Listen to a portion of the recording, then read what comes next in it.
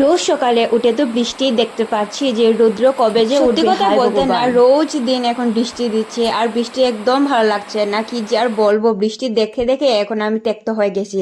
So hi everyone, welcome back to my another mini blog. তো আপনারা কেমন আছেন? আশা করি ভালো আছেন, আমি একদম ভালো আছি। তো আজকে হচ্ছে ষষ্ঠী।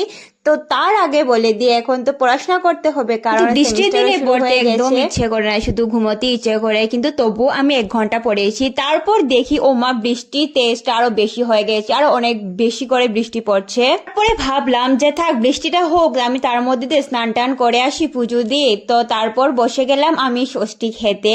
তো আমি এখানে আমার নিউ টপ পরে বসেছি। তো তার মধ্যে দিয়ে মা সব আয়োজন করে ফেলেছেন। এই দেখো আমার ষষ্ঠীর প্রিপারেশন সবকিছু, আর সব থেকে ফোকাসটা হচ্ছে আমার খাওয়ানোর দিকে। তারপর আর কি আমি আমি বসে বসে গেলাম জিনিস। খাওয়ানোর জন্য, ষষ্ঠীর জন্য। তো আমি এখানে মার উন্না নিয়ে বসেছি, একদম নতুন বউ বউ বলে ফিল আসছে একা একা বসে।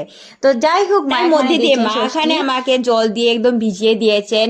তারপর বৃষ্টি হচ্ছে তারপর বাইরে। আর কি আমার একা একা ষষ্ঠী শেষ হয়ে গেছে। তারপর আমি এখানে বসে গেলাম খাওয়ার জন্য। তো আমি দেখাচ্ছি ফার্স্ট আমি কি খেয়েছি। ফার্স্ট টাইম ফেভারিট বরফিটা খেয়েছি। তো এখানে আমি একটু আর হ্যাঁ, আজকের দিনে সন্দেশটা না ভীষণ ভালো ছিল খেতে, আর তার মধ্যে আমি খেতেও ভীষণ ভালো ছিল। তারপর আমার একটু পরে খেলাম আমি খিচুড়ি। তো আজকে স্পেশাল খাওয়ানো হচ্ছে বৃষ্টির মধ্যে খিচুড়ি আলু ভাজা। ওফ, জমে একদম ক্ষীর হয়ে গেছে। দেখি তো আমার একদম আবার, আর তার মধ্যে থেকে আমি গিয়ে দেখি যে পিছনে মা এত জল এসে গেছে পুকুর আর আমাদের ক্ষেত, তো বুঝাই যাচ্ছে না এত বৃষ্টি। আর ওদিক দিয়ে তো দেখতেই পারছো যে আমাদের পুকুরে মাছ সব চলে যাচ্ছে। তো কিভাবে যে এত সব মাছকে আটকাবো আমি কিছুই জানি না, বা আমি কি, বাবাও চেষ্টা করছেন যে আটকানোর জন্য, কি আর হবে। তো তারপর দেখি মা চলে আসছেন মাছই নিয়ে। আমাদের পুকুর থেকে যা সব চলে গিয়েছিল, তো অল্প স্বল্প একটু ধরেছেন। তো ওটা আমি ভিডিওটা করে দেখাচ্ছি তোমাদের। ছোট ছোট মাছ খেতে ভীষণ ভালো লাগবে।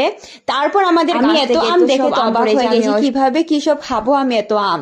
তো যাই হোক, তো এত আম তো পড়েছে, এখন খেতে তো হবে। ভীষণ ভালো, বড় বড় আম একদম। একটা দেখো একদম ফেটে গিয়েছে, মানে উপর থেকে পড়েছে তো না, একদম ফেটে গেছে। তো বাকি সব ভীষণ ভালো ছিল।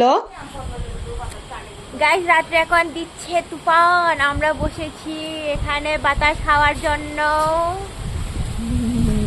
সো গাইস, আজকের জন্য এতটুকুই। Thanks for watching. ভিডিওটাকে ভালো লাগলে অবশ্যই সাবস্ক্রাইব করবে, লাইক করবে।